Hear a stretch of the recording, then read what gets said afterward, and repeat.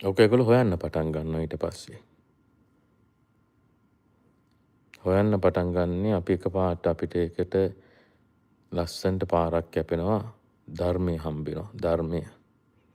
ධර්මයේ. ඒතර අපිට ආගම් වලට ભેදයක් නැහැ. කතෝලිකයෝ කතෝලික ආගමත්, බෞද්ධයෝ බුද්ධ ආගමත්, ඉස්ලාම් භක්තිකයෝ ඉස්ලාම් ධර්මයත්, හින්දු භක්තිකයෝ හින්දු ධර්මයත්, ලෝකයේ අනිත් ආගම්නුත් ඒ ධර්මයට ඒගොල්ලෝ එක හොයන්න. ඒක තමයි නියම ක්‍රමය ඇත්තටම. අර ජීවිතේ ඒ தත්ත්වය දැනුණට පස්සේ තේනවා. එතනටපත් වෙන එක තමයි හොඳ. ඊට කලින් ඇවිල්ලා වැඩක් නෑ ඇත්තටම.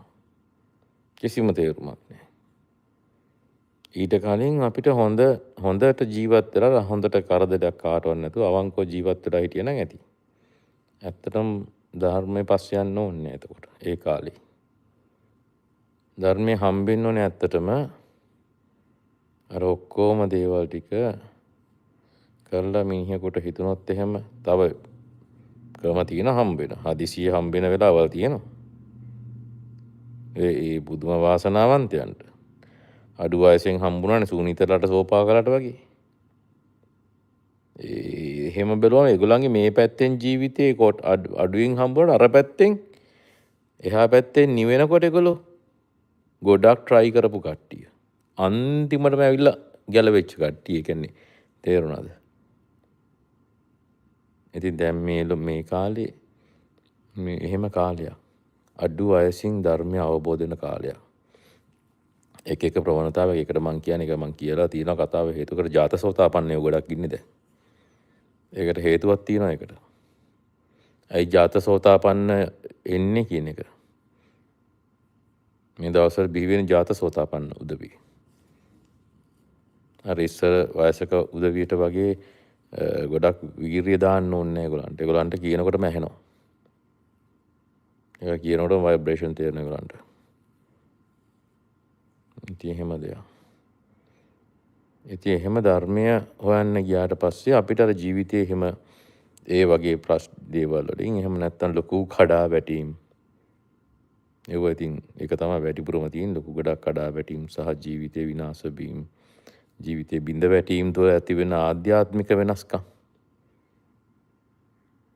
අන්නේ තැනදී හරි ධර්මය හමු වුණොත් ඔතන තමයි තියෙන රහස ඔතන තමයි වරදින. ඔය ජීවිතේ කඩා වැටීම් වලදී බිඳීම් වලදී වැරදි ධර්මය අහු වුණොත් ආය යනවා නිකන් හරක බැඳා වගේ ජීවිතේටම පාර දිගේ යනවා. ඔය යන කට්ටිය ඔක්කොම යන්නේ මහාන වෙලා ඒකට. කිසිම ගැලවීමක් නැහැ. ගැලවෙන්න බෑ ඒ පාරේ. මේක එහෙම දෙයක් නෙමෙයි කියලා තියෙන්නේ. ඉතින් එතනට ප්‍රඥාව ආපු උදවියට තමයි මම කතා කරන්නේ. ඒගොල්ලොන්ට තමයි ගොඩ යන්න තියෙන්නේ මේ අවස්ථාවේ. මේක හරියටම තේරුම් අරගෙන. මොකද ගිහි ජීවිතවල මේ වැඩේ කරන්න 100%ම පුළුවන්. ඒ කියන්නේ මාර්ගඵලවලට එන්න පුළුවන්. දන්නවද? ඒක පැහැදිලිව කියන ප්‍රත්‍යක්ෂව කියන්නේ ඒක. ස්ථීර වශයෙන්ම මේ කතන්දරේ හරියට තේරුම් ගත්තොත් හරියට ඇහුවොත් මොකක්ද කියන දේ එන්නම පුළුවන්. හැබැයි ලේසි නැහැ කරන්න පුළුවන්. තනියම යන ගමනක් ඒක.